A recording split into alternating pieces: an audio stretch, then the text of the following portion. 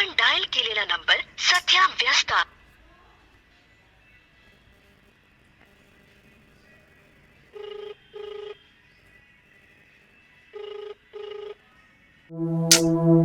Phone का उचला नाही सतीश, काय कळानाच. रात्रीपासून फोन लावतोय, असं करत नाही कधी. आता पण सकाळपासून लावतोय फोन, उचला नाच. एक काम करतो, डायरेक्ट घरी जाऊनच बघतो काय झालंय ते. बोल की, काय म्हणतोय अजिंक्य? अहो काय नाही, सतीशला मी कालपासून फोन करत होतो आणि आज सकाळपासून पण फोन करतोय त्याला, तर माझा फोनच उचलला नाही तो.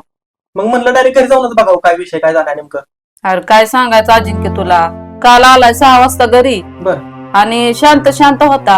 हा. मग मी म्हणलं ह्याला काय झालं आता, विचारती तर काय उत्तर पण देईना. बर. आणि थोड्या वेळाने म्हणतोय मला आयफोन घ्यायचाय.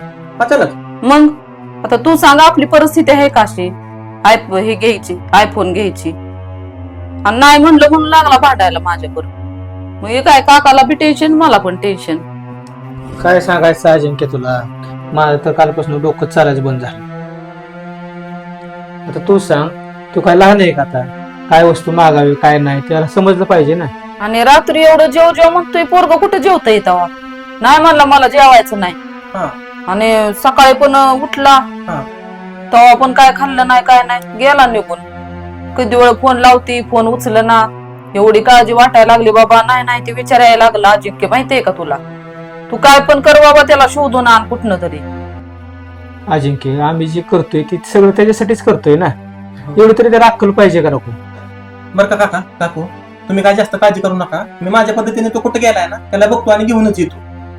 बरोबर अजिंक्य, काय कर, त्याचे मित्रमंडळी कुठं काय त्यांच्याकडे चौकशी कर. हो. आणि मी बी बघतो, तू बी बघ. हो.